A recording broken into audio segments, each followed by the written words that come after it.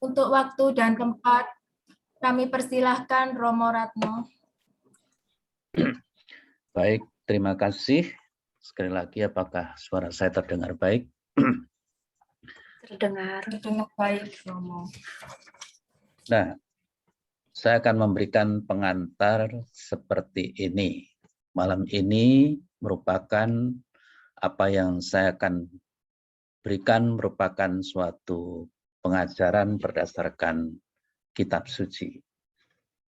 Kalau ini pengajaran pasti berbeda dengan renungan. Ya. Kalau renungan biasanya saya membuat sekitar 5-10 menit dalam renungan pelita hati. Dan bagi yang sudah mendengar, sudah tahu isinya apa, renungan dari pelita hati mengenai pesta Santo Bartolomeus ini. Nah, sekarang saya akan memberikan pengajaran yang ditimba dari kitab suci mengenai Santo Bartolomeus atau yang sering disebut juga Nathanael. Nah, untuk itu saya akan membagikan screen atau share screen.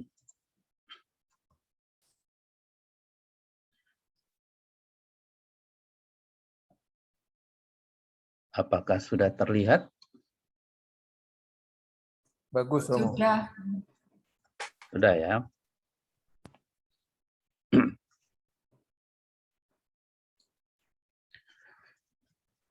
Nah, seperti pertemuan yang lalu di mana saya memberikan pengajaran atau kupasan kitab suci mengenai Santo Thomas. Pada kesempatan ini saya akan memberikan tema yang kurang lebih sama, jati diri dan spiritualitas dari Nathanael atau Bartolomeus. Pertama-tama kita akan membaca terlebih dahulu dari Injil Yohanes bab 1 ayat 45 sampai dengan 51. Filipus bertemu dengan Nathanael dan berkata kepadanya, "Kami telah menemukan Dia yang disebut oleh Musa dalam kitab Taurat dan oleh para nabi, yaitu Yesus, anak Yusuf dari Nazaret." Kata Nathanael kepadanya, "Mungkinkah sesuatu yang baik datang dari Nazaret?" Kata Filipus kepadanya, "Mari dan lihatlah." Yesus melihat Nathanael datang kepadanya, lalu berkata tentang dia, "Lihat, inilah seorang Israel sejati, tidak ada kepalsuan di dalamnya." Kata Nathanael kepadanya, "Bagaimana engkau mengenal aku?" Jawab Yesus kepadanya, "Sebelum Filipus memanggil engkau, aku telah melihat engkau di bawah pohon ara." Kata Nathanael kepadanya, "Rabi, engkau anak Allah, engkau raja orang Israel." Yesus menjawab katanya, "Karena aku berkata kepadamu, aku melihat engkau di bawah pohon ara, maka engkau percaya. Engkau akan melihat hal-hal yang lebih besar daripada itu." Lalu kata Yesus kepadanya, "Aku berkata kepadamu, sesungguhnya engkau akan melihat langit terbuka dan malaikat-malaikat Allah turun naik kepada Anak Manusia."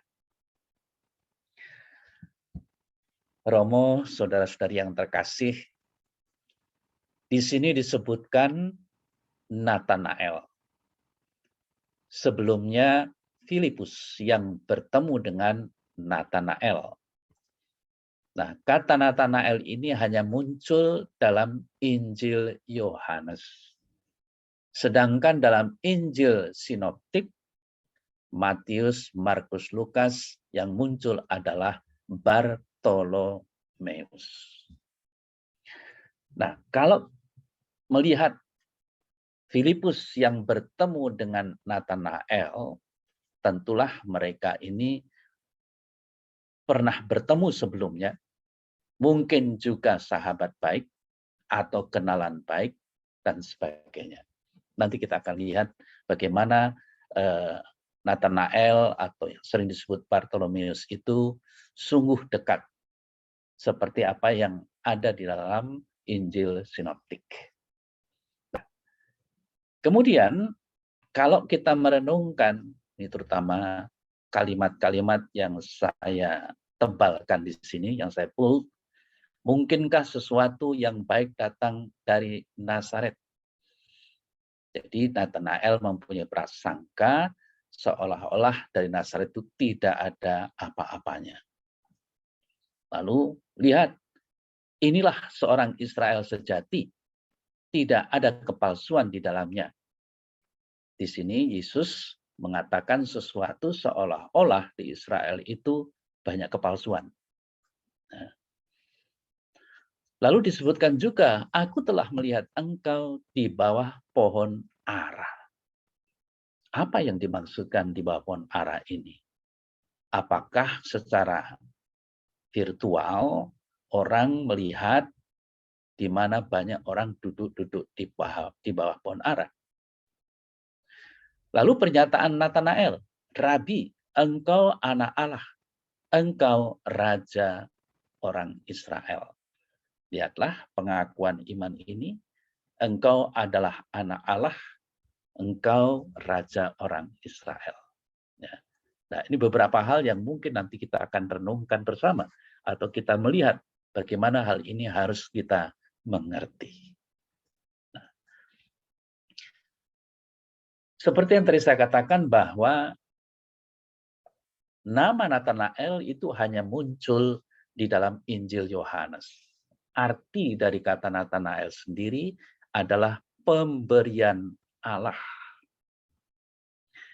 Nathanael adalah seorang dari ke-12 murid Yesus. Disamakan dengan beberapa orang, khususnya dengan Bartolomeus. Bahkan Nathanael ini sama dengan Bartolomeus, sekalipun sering dikemukakan tidak mempunyai dasar. Nama Bartolomeus adalah nama keluarga. Justru yang bernama demikian tentu ini pada umumnya mempunyai nama lain juga. Bartolomeus dekat dengan Filipus pada daftar ke-12 murid dalam Injil Sinoptik, Matius, Markus, dan Lukas. Nah, di sini kita melihat Matius 10 ayat 3. Filipus dan Bartolomeus, Thomas, Matius, pemungut cukai, Yakobus anak Alfius, dan Tadius, dan seterusnya. Dalam Injil Markus, bab 3 ayat 18 disebutkan, selanjutnya Andreas, Filipus, Bartolomeus, Matius, Thomas, Yakobus anak Alfius, Tadius, Simon orang Selot, dan seterusnya. Lalu dalam Injil Lukas, Simon yang juga diberinya nama Petrus, dan Andreas saudara Simon, Yakobus, dan Yohanes, Filipus, dan Bartolomeus. Lihat, ketika Injil ini menyebutkan nama Filipus, Bartolomeus, Filipus, Bartolomeus, Filipus, Bartolomeus, berdekatan satu dengan yang lain. Lalu perlu diingat lagi, nama Nathanael hanya dalam Injil Yohanes. Sedangkan dalam Injil atau ketika Injil ini menyebut Bartolomeus. Nah, Nathanael adalah seorang murid yang disambut Yesus sebagai, seperti yang tadi kita dengar, seorang Israel tanpa tipu daya atau Israel sejati. Dengan jelas mau menunjuk kepada Israel atau Yakub dari kitab Kejadian yang terkenal penipu. Kemudian Yakub bermimpi tentang tangga dari bumi ke surga. Kejadian 28:12. Dan Yesus berkata kepada Nathanael bahwa anak manusia kini menjadi tangga itu. Seperti yang tadi kita dengar bersama, yang ditunjukkan bahwa dalam ayat 51, ya, aku berkata kepadamu, sesungguhnya engkau akan melihat langit terbuka dan malaikat-malaikat turun naik kepada anak manusia. Ya. Lalu, Natanael berasal dari Kana di Galilea. Dia dibawa oleh Filipus kepada Yesus, seperti yang tadi dalam Injil Yohanes. Dan Natanael meragukan kemungkinan Mesias itu datang dari Nazaret. Mengapa? Karena pada waktu itu Nazaret adalah dusun, kota kecil. Lalu Natanael tercengang ketika tiba-tiba Yesus mengatakan sesuatu tanda sebagai Yesus itu mengenal dia. Yakni setelah melihat dia di bawah pohon ara. Pohon ara itu mungkin melambangkan tentang anak-anak yang sedang mempelajari Taurat. Nah, kemudian reaksinya Natanael itu mengakui bahwa Yesus itu adalah Allah dan Raja Israel. Ini pengakuan dari seorang Israel sejati yang tidak ada kepalsuan dalamnya. Tapi nampaknya Natanael mengatakan Raja Israel, di mana kalau Yesus itu adalah Allah, kemesiasannya itu hanya sebatas pada bangsa Israel saja. Kemudian, saudara terkasih, Kristus itu menjanjikan kepadanya suatu penglihatan yang lebih besar, yaitu mengenai anak manusia sebagai perantara antara langit dan segenap manusia, tangga turun naik. Dia adalah seorang dari mereka yang melihat Kristus seusai kebangkitannya, sewaktu menampakkan diri di pantai Danau Tiberias. Jadi, lihat kisahnya. Yang pertama itu pada awal Injil Yohanes, kemudian pada akhir Injil Yohanes atau bab-bab sebelum penutup dari Injil Yohanes, yakni dalam peristiwa penampakan. Disitulah kehadiran Natanael. Ya. Nah, lalu bagaimana dengan Bartolomeus?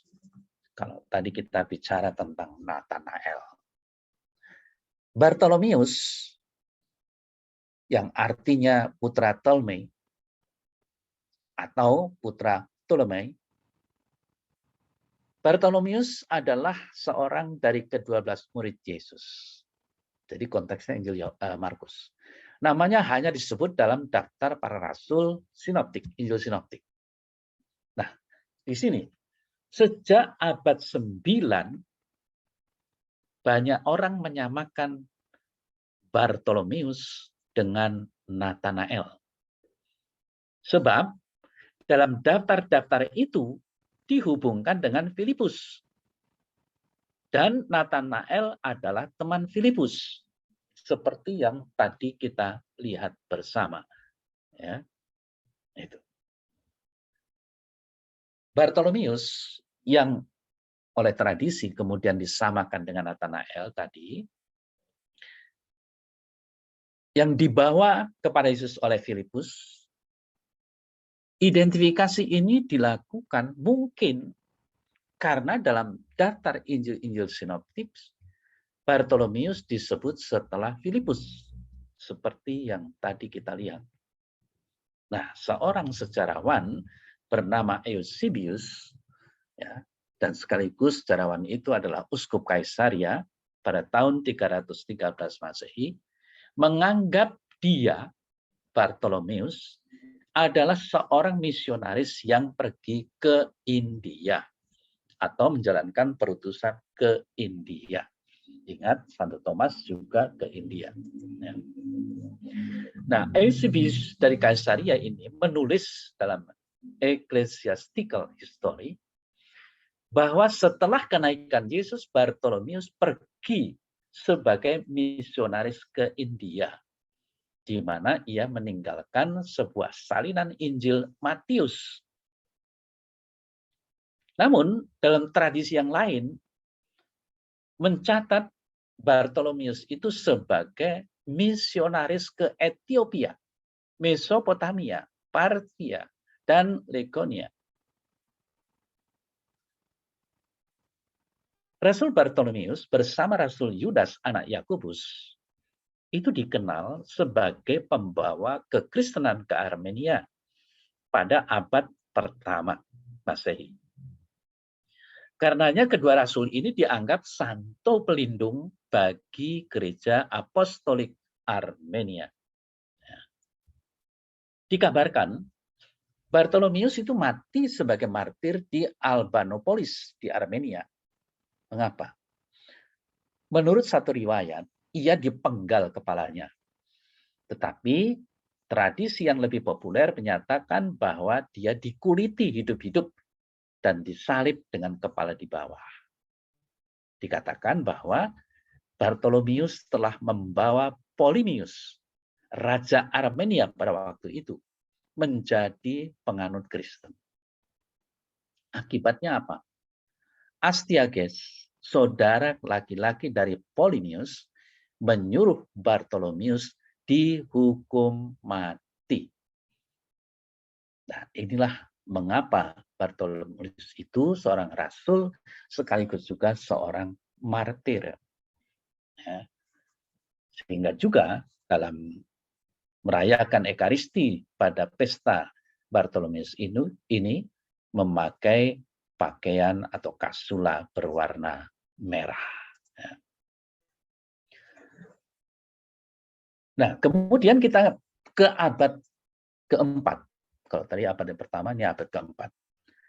Jenazah Bartolomeus dipindahkan ke sebuah gereja di Roma, di sebuah pulau di tengah-tengah sungai Tiber. Lalu pada abad ke-13, Biara Saint Bartholomew Monastery didirikan di Armenia pada tempat kemartiran Rasul Bartolomeus di Provinsi Vaspurakan di Greater Armenia. Sekarang bagian tenggara dari Turki. Lalu pada hari ini 24 Agustus gereja merayakan pesta Santo Bartolomeus ini. Nah, lalu bagaimana kita harus merenungkan yang menjadi spiritualitas dari Natal itu? Tadi saya sudah sebutkan tentang pohon ara. Nah, kita akan melihat di bawah pohon ara ini bagaimana.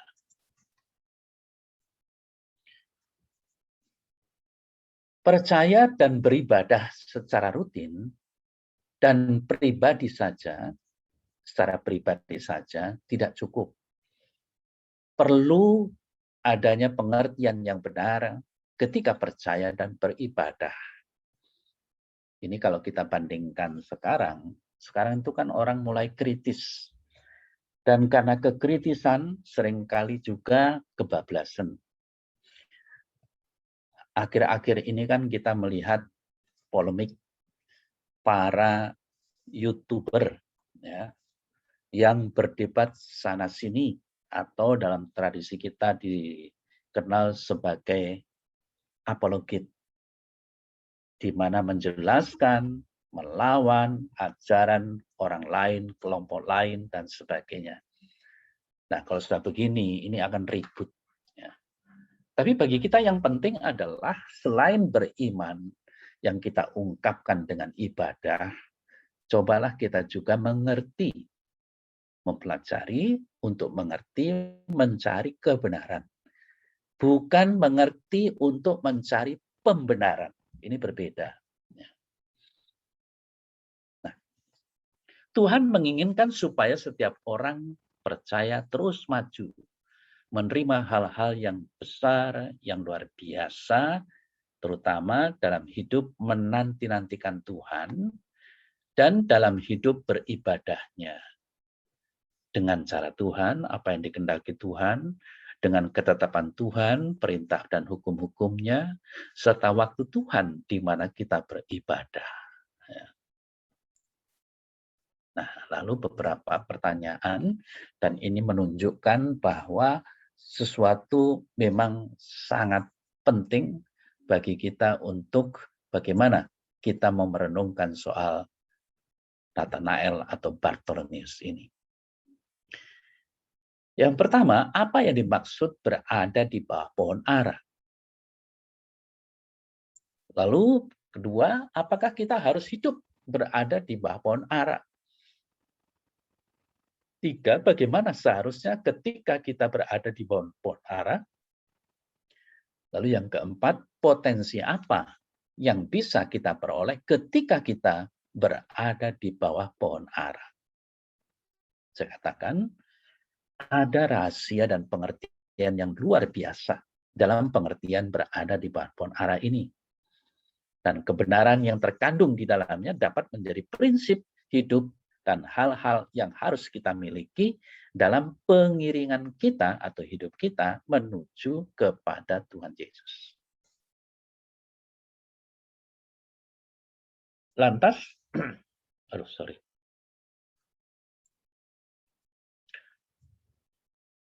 berada di bawah pohon ara. Di dalam ayat 48-50 dan 50. Ternyata berada di bawah pohon ara itu bukan sekedar arti secara fisik kita melihat di bawah pohon ara. Ada orang di situ. Melainkan ada istilah yang memiliki pengertian atau arti yang khusus yang memaksudkan berada di bawah pohon ara itu. Dalam Perjanjian Lama, dalam kitab Mika bab 4 ayat 4 mengatakan, tetapi mereka masing-masing akan duduk di bawah pohon anggurnya dan di bawah pohon aranya dengan tidak ada yang mengejutkan, sebab mulut Tuhan semesta alam yang mengatakannya. Lalu dalam kitab Zakaria bab 3 ayat 10, pada hari itu, demikianlah firman Tuhan semesta alam, setiap orang daripadamu akan mengundang temannya duduk di bawah pohon anggur dan di bawah pohon ara.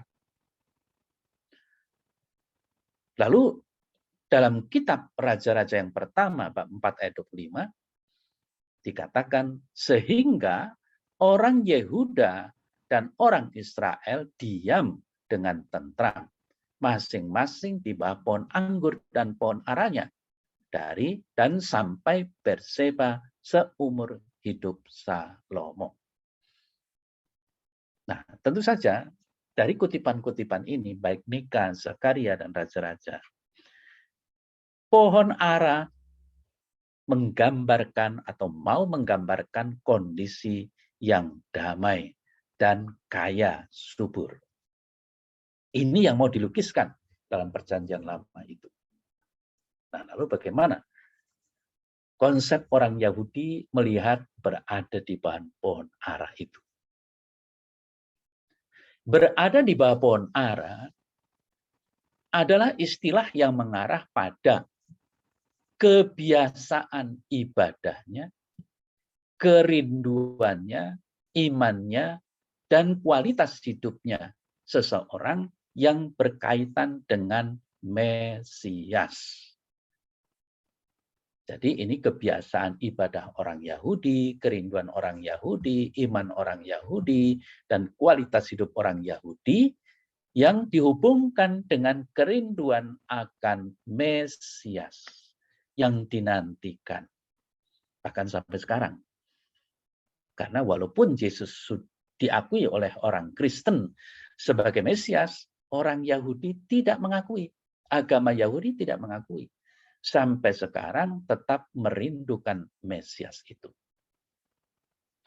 Dalam kebiasaan orang Yahudi, tempat di bawah naungan pohon ara adalah tempat favorit yang disenangi, yang dipilih oleh orang-orang Yahudi untuk berdoa dan merenungkan atau membaca atau belajar tentang Taurat. Jadi lihat di sana bahwa pohon ara memang benar-benar menjadi sesuatu yang menyenangkan bagi orang Yahudi. Lalu Berada di bawah pohon ara adalah perwujudan atau bentuk dari suatu kerinduan dan harapan baik secara nasional dan individu. Maka setiap orang Yahudi maupun bangsa Yahudi, ya, seperti yang tadi saya katakan, inilah bentuk kerinduan dan harapan tentang apa? Mesias. Bentuknya baik dalam hal jasmani, memang dilakukan di bawah pohon ara, dan rohani, yakni iman dan harapan.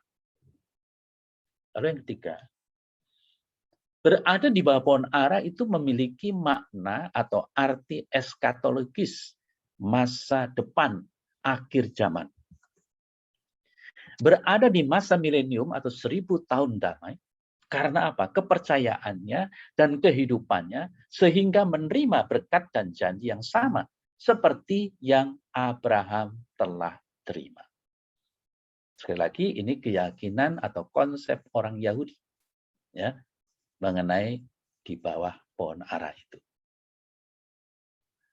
Nah, sebagai catatan pertama, kalau kita melihat bagaimana dihubungkan dengan Tuhan Yesus.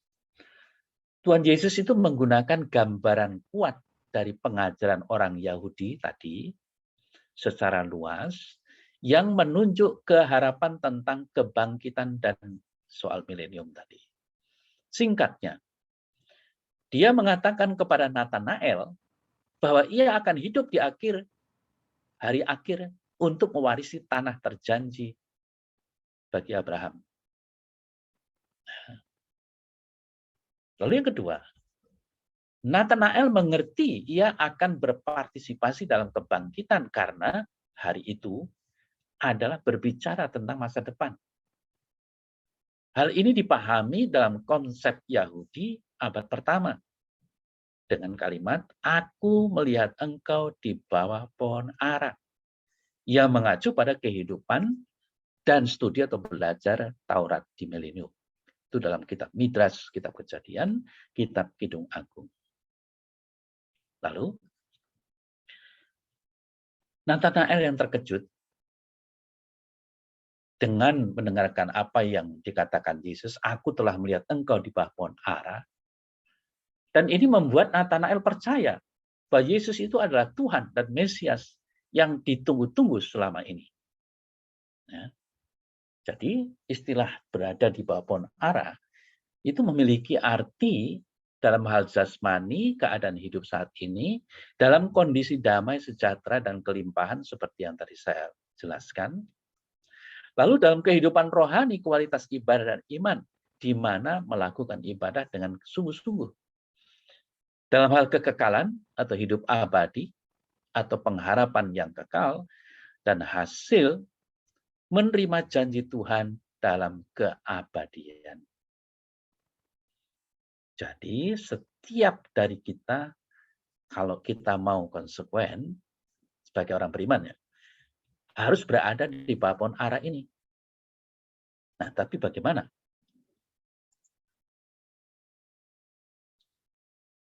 Romo, saudara saya yang terkasih, kalau kita bicara tentang spiritualitas, semangat dari Nathanael atau Bartolomeus, seperti yang tadi kita telah baca, Penginjil Yohanes mengisahkan bahwa pertemuan Nathanael dengan Yesus bermula dari informasi yang didapatkannya dari Filipus, bahwa dia telah bertemu Yesus, orang yang disebut-sebut dalam kitab para nabi sejak dulu kala. Menariknya, meskipun Nathanael meragukan informasi, namun lihat, meragukan di situ dengan mengatakan apakah ada yang baik dari Nazaret. Dia tergerak hatinya untuk pergi bertemu langsung dengan Yesus. Ya. Jadi lihat, pertama-tama itu berprasangka jelek tentang Nazaret, tapi kemudian tergerak hati untuk pergi bertemu. Pertemuan dirinya dengan Yesus itu ternyata sangat mengesankan. Karena Yesus mampu mengetahui hal-hal perihal dirinya dan bahkan meyakinkan dirinya bahwa dia akan melihat hal-hal yang lebih hebat lagi. Nah, pengalaman keheranannya akan pengetahuan yang luar biasa dari Yesus, itulah yang membuat Nathanael atau Bartolomeus terkagum-kagum akan pribadi Yesus, dan dia pun tergerak akhirnya untuk mengikuti Yesus. Nah, dari sini lihat, kalau Santo Thomas ragu atau meragukan untuk percaya, ya, di sini lihat Nathanael ragu menyaksikan tentang sesuatu yang baik datang dari Nazaret, lalu tergerak hatinya untuk bertemu dengan Yesus sendiri, dan setelah bertemu dia kagum, lantas tergerak untuk mengikuti Yesus. Nah, kejadian ini ditulis pada awal Injil Yohanes. Sedangkan Thomas itu peristiwa kejadiannya setelah kebangkitan. Ini sesuatu yang sangat berbeda. Ya. Bahkan pengakuan bahwa dia adalah Mesias, anak Allah. Ingat, bahwa pengakuan itu kan diucapkan oleh Petrus ketika ada di daerah Kaisaria Filipi. Sekali lagi, di sini mau menunjukkan bahwa Nathanael sudah mengakui sebelum Petrus. Nah, lalu bagaimana? Dalam kisah hidupnya Bartolomeus, kita tahu bahwa dari pertemuan penuh arti dan makna itu, Bartolomeus rela dan ikhlas mendedikasikan seluruh sisa hidupnya sebagai Rasul Kristus di Likonia, Asia Kecil. Selain di Armenia, Bartolomeus juga berkarya di Mesopotamia, Mosul, Kurdi, Irak sekarang, Babilonia, Kaldea, Arab, dan Persia. Bartolomeus bahkan rela mengorbankan nyawanya menjadi martir di tanah Armenia. Dan inilah alasan mengapa bangsa Armenia hingga sekarang menobatkan Bartolomeus atau Nathanael itu sebagai rasul bangsa Armenia. Karena dialah orang pertama yang menobatkan mereka menjadi Kristen.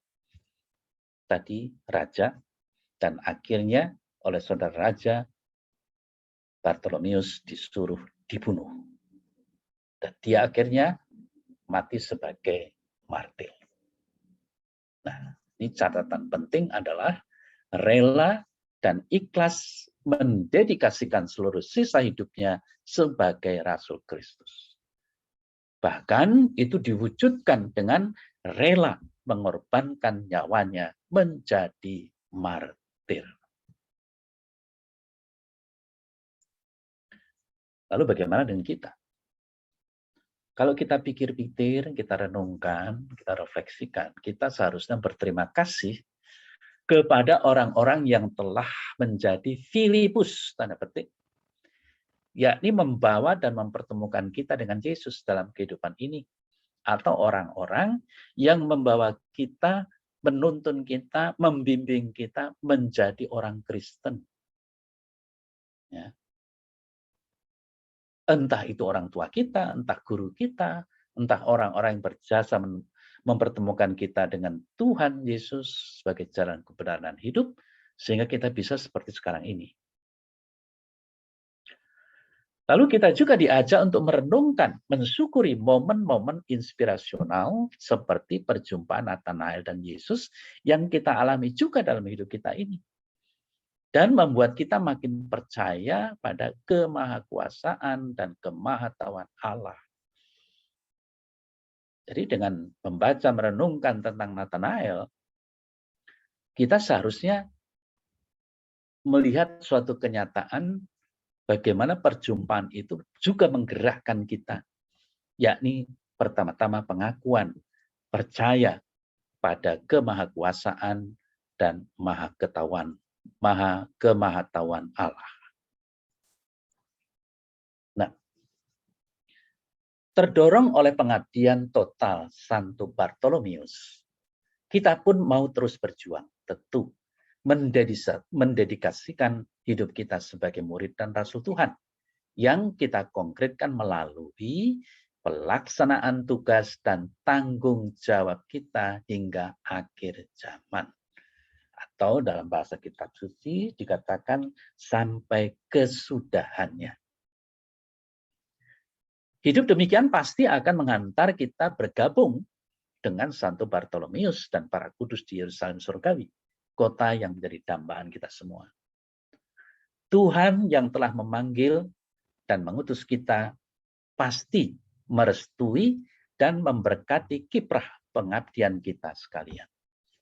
Amin. Itulah yang diharapkan.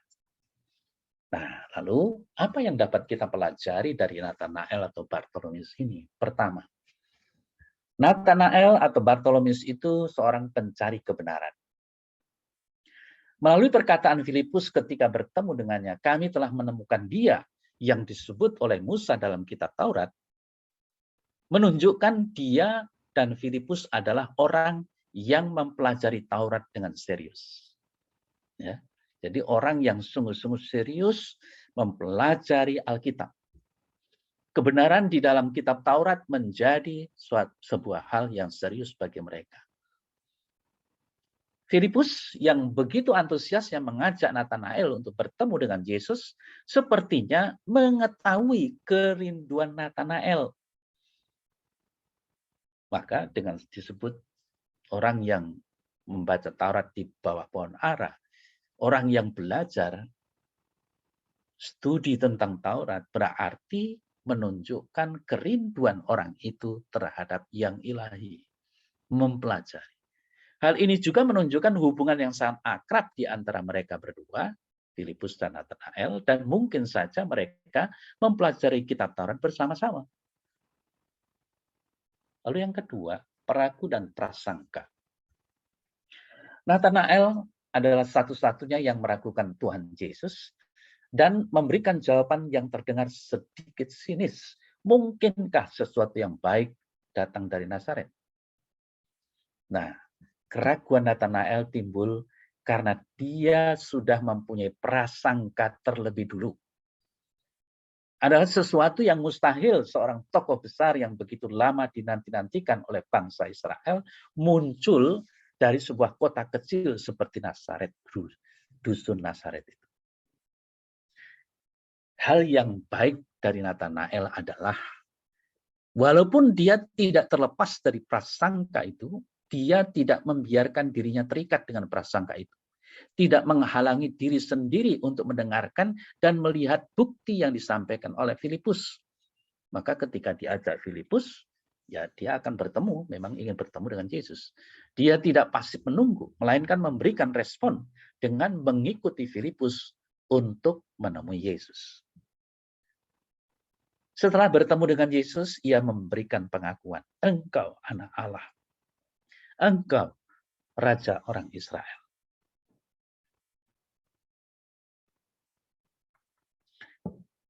Tentu ini seperti yang tadi saya katakan, jauh sebelum Petrus mengakui Yesus sebagai Mesias, anak Allah yang hidup. Nathanael adalah orang pertama, selain Yohanes tentunya, yang menyebut Yesus sebagai anak Allah. Ya. Lalu yang ketiga, Israel sejati. Di satu sisi ia mempunyai prasangka, tetapi pada sisi lain menampilkan kejujuran, ketulusan, terbuka apa adanya tanpa ada kepalsuan. Hal ini bukan mengada-ada. Yesus sendiri yang mengatakan ketika pertama kali bertemu dengan dia, lihat, inilah seorang Israel sejati, tidak ada kepalsuan di dalamnya. Frasa Israel sejati bukan menunjuk sebagai keturunan Yakub Israel yang penipu itu. Kita tahu Yakub adalah seorang penipu. Tetapi menunjuk kepada situasi bangsa Israel pada waktu itu. Banyak dari mereka yang taat menjalankan hukum Taurat dan praktek keagamaan bangsa Israel tetapi hanya sebatas ritual dan supaya tampak kelihatan. Itulah sebabnya Tuhan Yesus mencela mereka sebagai pemuka agama dengan keras sekali. Sangat bertolak belakang dengan responnya kepada Natanael. Juga frasa Israel sejati ini menjadi sebuah awal sindiran Tuhan Yesus kepada bangsa Israel pada saat itu. Khususnya para pemuka agama pada zaman itu. Nah, itu hal-hal yang dapat kita pelajari mengenai Natanael. Maka saya tutup dengan pertanyaan reflektif. Walaupun mungkin akan saya jelaskan juga. Apakah kita mempunyai keutamaan dalam diri kita, yakni kejujuran dan keterbukaan sebagai orang beriman Kristiani? Orang beriman bijaksana yang selalu mencari kebenaran ilahi. Apakah memang demikian?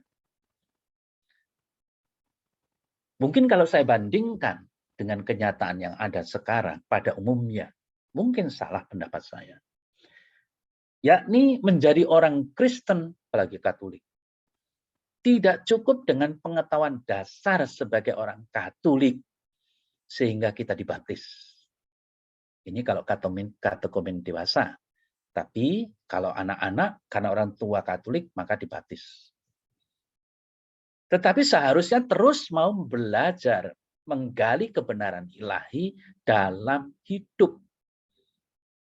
Maka tadi saya katakan, kita harus sungguh belajar, terus mau belajar mencari, menggali kebenaran, bukan pembenaran.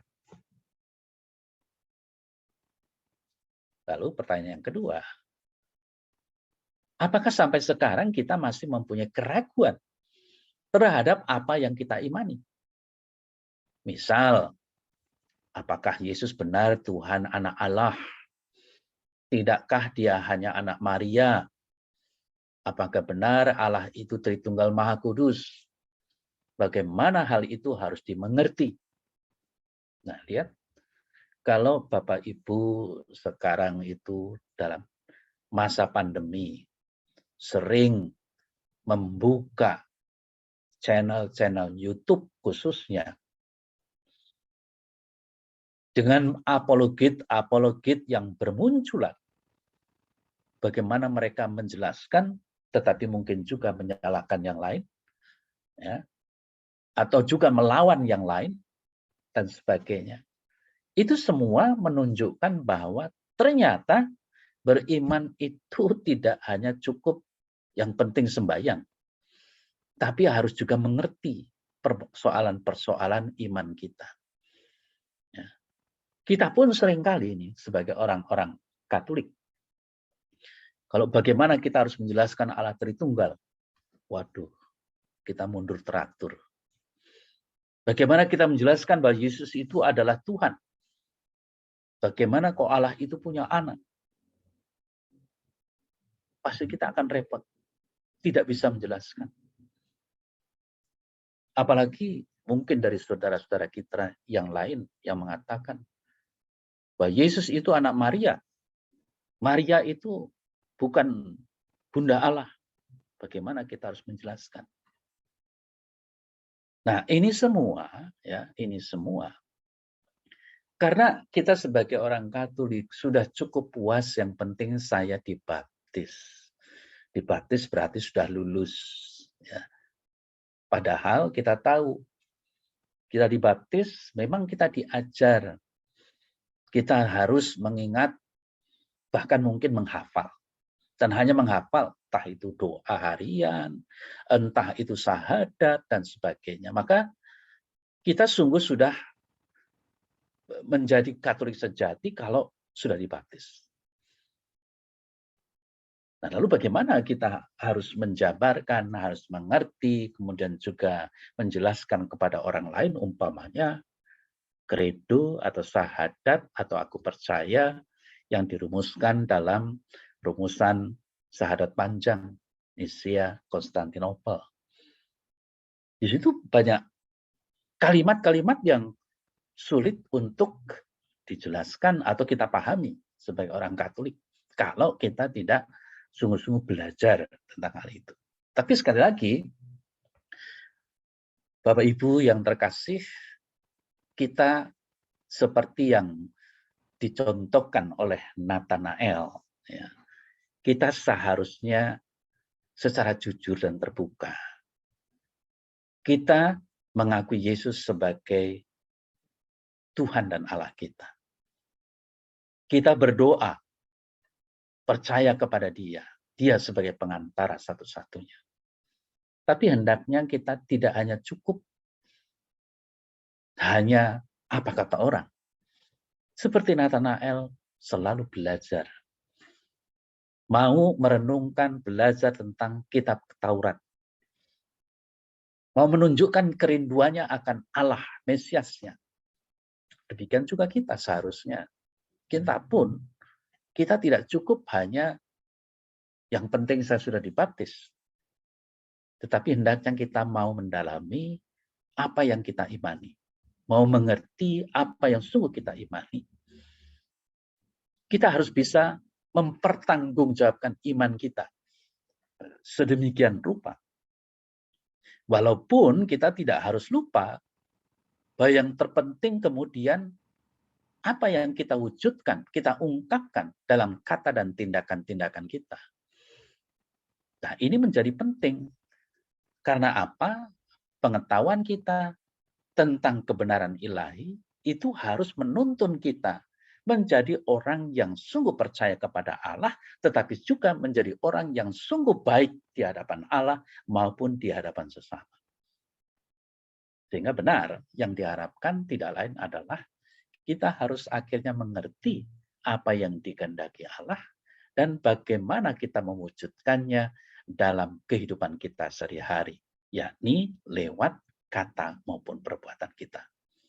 Nah, hal ini hendaknya menjadi bahan refleksi kita yang baik, terutama kalau kita mendalami siapa itu Nathanael atau Bartolomeus, maupun semangat yang dihidupinya, sehingga akhirnya Bartolomeus itu mendedikasikan hidupnya setelah mengenal Kristus sampai akhir hidupnya sebagai seorang martir. Terima kasih, ini yang bisa saya berikan dalam pengajaran pada malam hari ini. Sekali lagi, terima kasih.